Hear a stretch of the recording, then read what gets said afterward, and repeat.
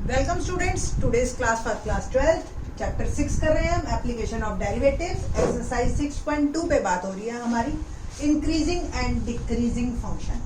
First two question और introduction, very important one, introduction वो हम कर चुके हैं और आज जो है हम करेंगे क्वेश्चन नंबर 3। क्वेश्चन 3 क्या है?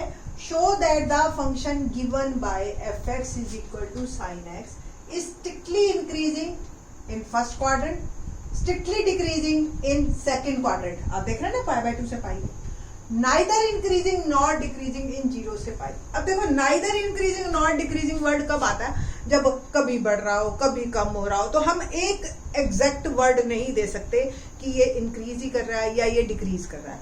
तो ऐसे टाइम पे जब एक इंटरवल के अंदर हमारे पास दो बिहेवियर आते हैं तो हम कहते हैं कि it is neither increasing not decreasing. तो फर्स्ट ऑफ ऑल हम पहला थंब रूल, मैं आपको सीधा सीधा थंब रूल बताती हूँ कि कोई भी क्वेश्चन आ जाए इंक्रीजिंग डिक्रीजिंग वाला, आप पहले एफ डैश एक्स निकालिए, उसको दिखाइए कि उस इंटरवल में, ठीक है, आपका एफ डैश एक्स पॉजिटिव है या नेगेटिव है। अगर पॉजिटिव है तो इंक्रीजिंग, नेगेटिव है तो डिक्रीजिंग। बस इतना ही काम है हमारा। 6 मार्क का क्वेश्चन आएगा, बड़ा ही interesting.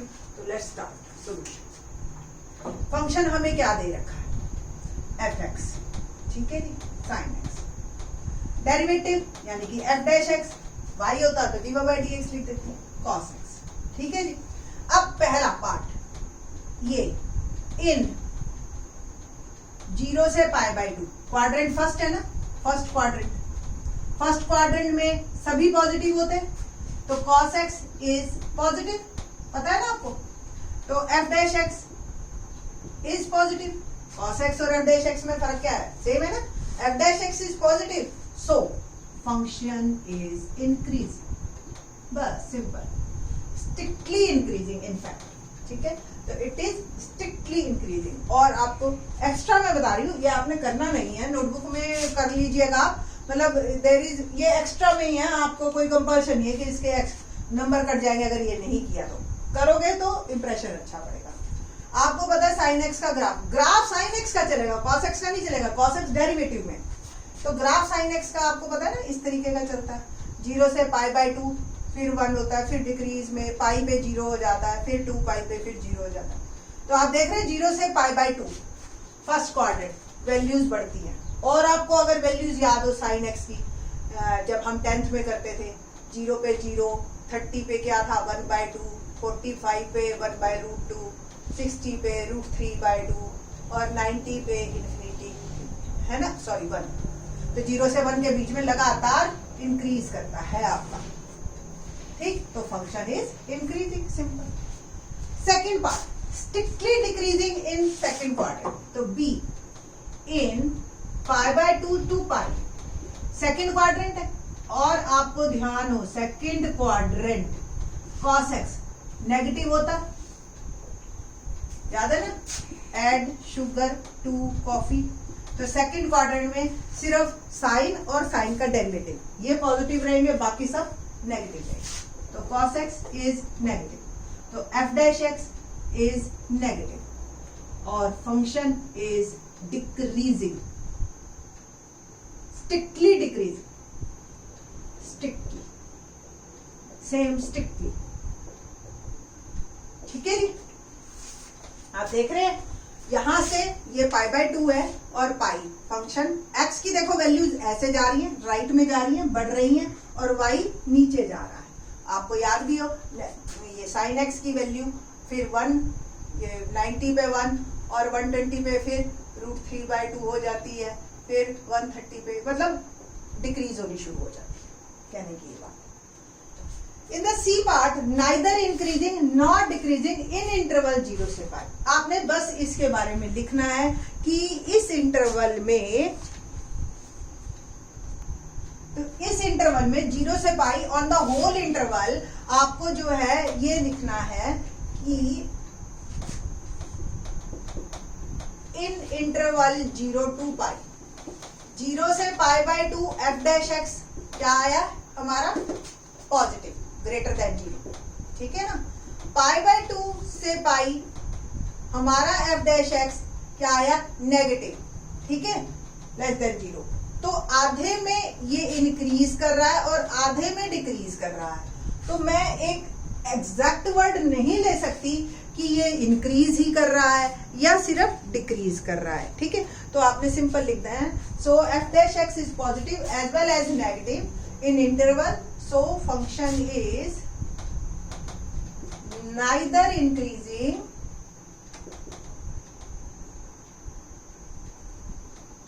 Nor decreasing, simple in interval 0 to pi. इस पूरे इंटरवल में हम ना तो कह सकते हैं कि पूरे में इंक्रीज कर रहा है और पूरे में डिक्रीज कर रहा है। क्वेश्चन 4 करते हैं। अभी तक के जो भी क्वेश्चन थे या तो हमें इंटरवल वो दे रहे थे या हमें पूरे रियल नंबर पे बात करवा रहे थे। अब हमें इंटरवल भी ढूंढ रहे हैं फ्रॉम दिस क्वेश्चन ऑनवर्ड्स। क्या है?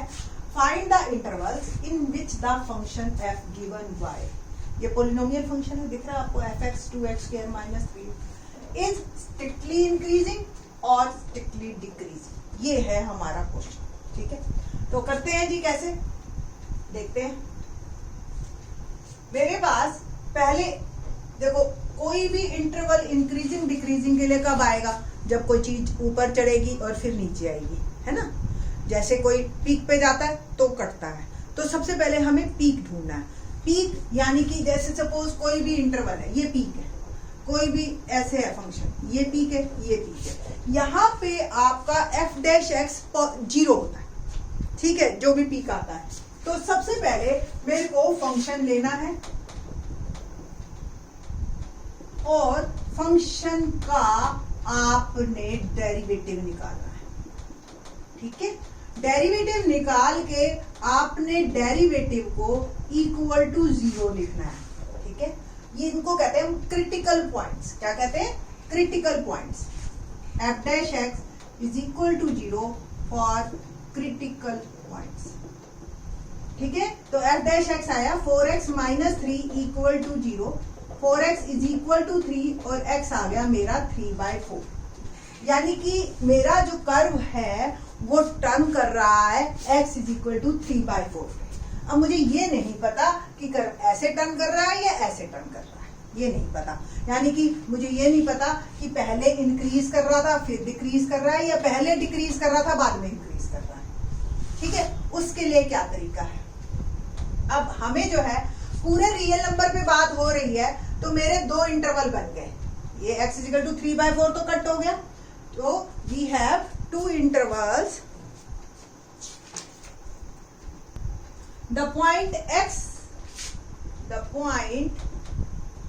x is equal to 3/4 divides real number line into disjoint intervals. ठीक है ना, disjoints मतलब सपोज ये पूरी नंबर लाइन है मेरी माइनस इंफिनिटी से इंफिनिटी, ये 0 है, ये 1 है, ये -1 है। ठीक है, तो 3/4 आपको ही पता है, ये कहीं यहाँ पे पॉइंट आएगा तो 3/4, तो माइनस इंफिनिटी से 3/4 तो एक इंटरवल मेरा बन गया, क्योंकि यहाँ पे कर्व टर्न कर रहा है मेरा। ठीक है, और 3/4 से इंफिनिटी एक इंटरवल बन गया। दोनों मैंने ओपन ब्रैकेट लिए हैं, इन्फिनिटी वाली साइड में तो होता ही ओपन है, और 3/4 भी क्योंकि टर्निंग पॉइंट है तो उस पर हम बात नहीं करेंगे, हम उससे पहले पे बात करेंगे। ठीक है जी, तो सबसे पहले हमें क्रिटिकल पॉइंट्स निकालने हैं और फिर हमें रियल नंबर लाइन को 2 इंटरवल में, क्योंकि एक क्रिटिकल पॉइंट है तो आपको 2 इंटरवल मिलेंगे, और अगर 2 क्रिटिकल पॉइंट आए तो आपको 3 इंटरवल मिलेंगे। ठीक है जी, तो एक इंटरवल एक्स्ट्रा मिलता है। इसके बाद हमने बना लेनी है टेबल। ठीक है जी, तो किस तरह की टेबल बनानी है आपने, आपके एग्जांपल्स में भी दे रखी है। Intervals sign of f dash x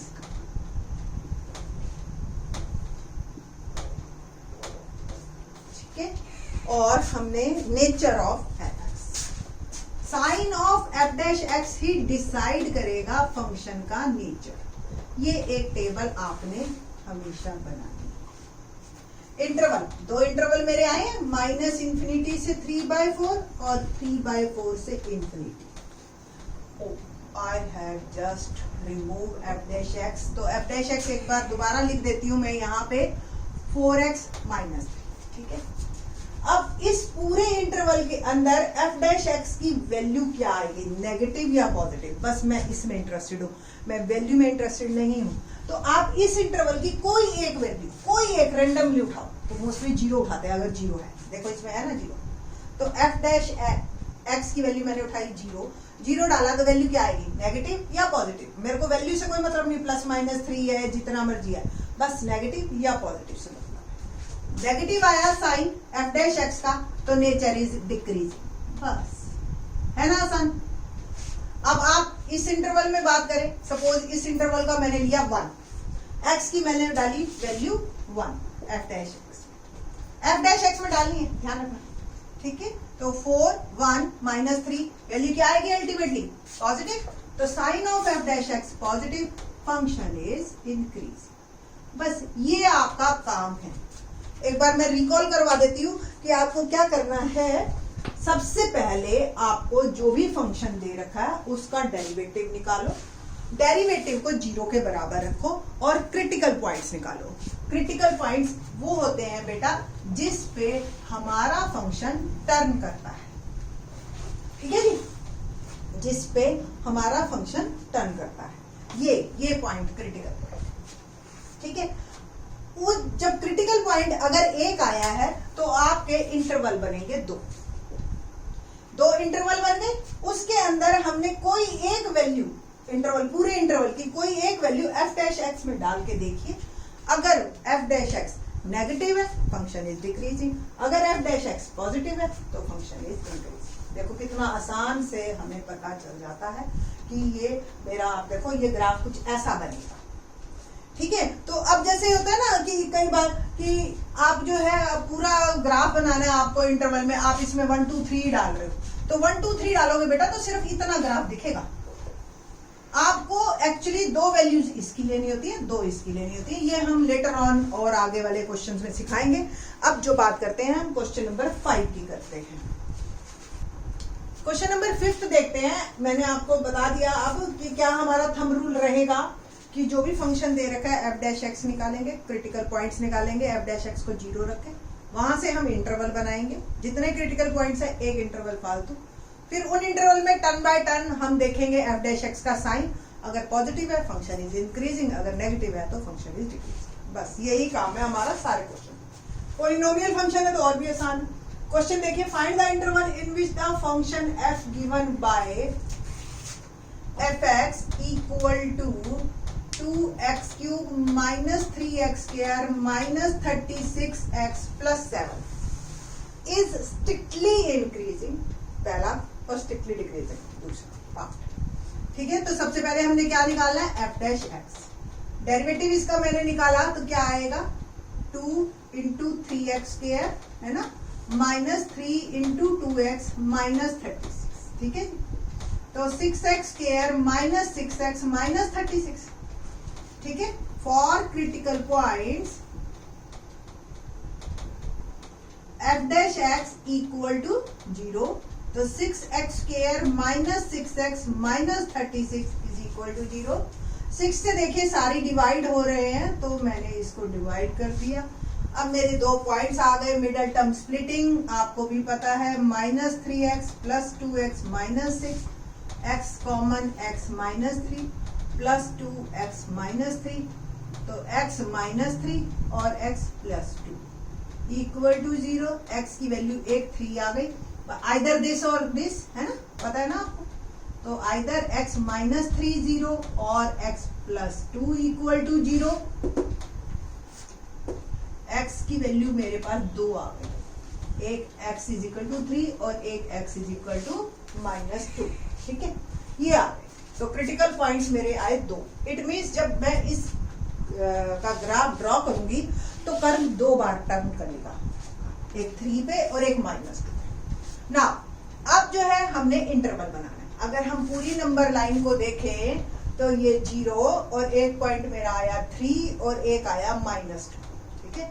तो किसने, ये 0 तो छोड़ दें हम, कितने इंटरवल बन गए, 1 2 एंड 3, ठीक है।